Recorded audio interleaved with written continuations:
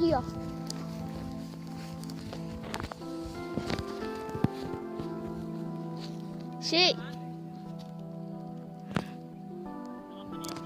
Vurmadım ki. Ersel bile gözüme at vurdum ben.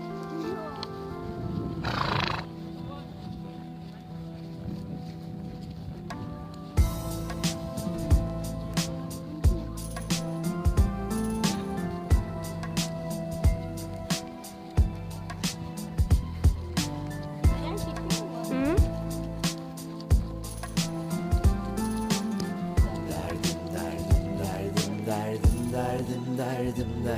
Derdim. Uzaklardan hasret, yakınlarımda yokluk.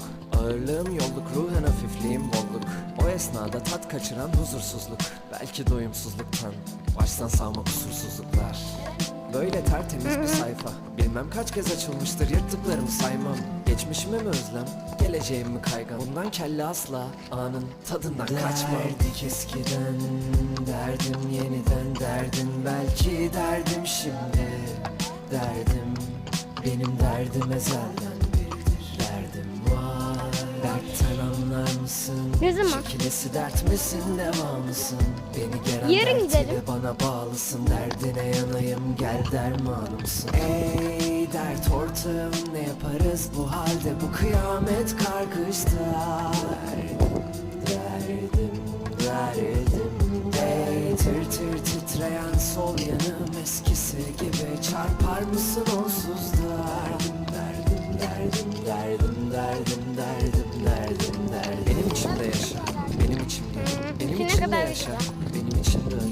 Benim içimden bir bak, seni içimde gör. Biriktir gözyaşlarını tek nefeste içimde gör. Ait olmadığın bir yerde benim içimde ol. Kaç gece de olsa olur, benim içimde öl. Yeter ki silinmesin hatıralar aklımdan. Aklından geçen bensem şimdi de. Derdik eskiden, derdim yeniden derdim. Belki derdim şimdi, derdim. Benim derdim ezelden biridir. Derdim var, dertten anlar mısın? Çekilesi dert misin, devamısın? Beni gelen dert ile bana bağlısın. Derdine yanayım, gel dermanımsın. Ey dert ortağım, ne yaparız bu halde? Bu kıyamet karkışta. Derdim. Ey tır tır titreyen sol yanım, eskisi gibi